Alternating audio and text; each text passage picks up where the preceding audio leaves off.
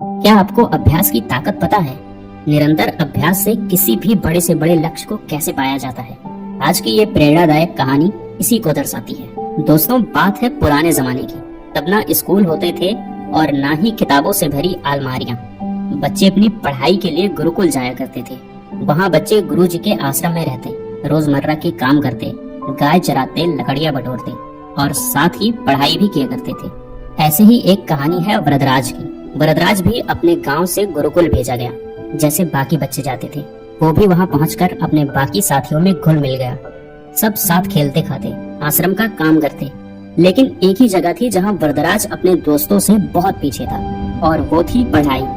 गुरुजी जो भी पढ़ाते, वरदराज की समझ में बहुत कम आता।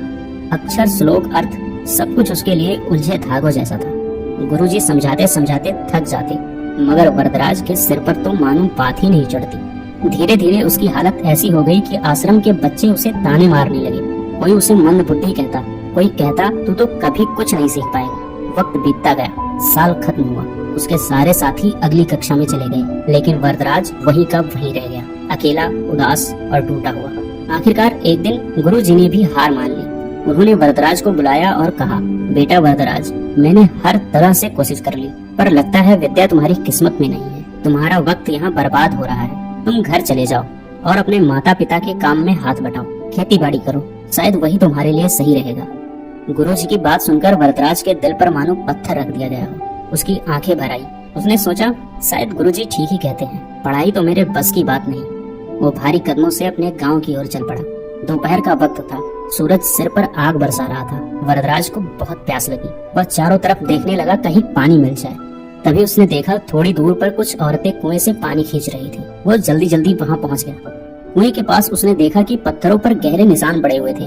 उसे बड़ा अचरज हुआ। उसने एक औरत से पूछा, माताजी, ये पत्थर पर इतने गहरे निशान कैसे पड़ गए? क्या किसी ने इन्हें तराशा है? औरत ने हंसते हुए कहा, नहीं बेटे, इन्हें किसी ने नहीं तराशा। ये निशान तो इस रस्सी के रोज रोज कुएं में ऊपर नीचे आने जाने से बने हैं। देखो ये रस्सी कितनी पतली और कोमल है, फिर भी रोज रोज के घिसने से इसने पत्थर में इतने गहरे निशान बना दिए। बस यही बात वरदराज के दिल में तीर की तरह जा लगी। उसने सोचा, जब कोमल सी रस्सी भी रोज रोज कोशिश करके ठोस पत्थर में निशान डाल सकती है, तो क्या मैं रोज रोज अभ्यास करके अपने दिमाग में विद्या नहीं भर सकता?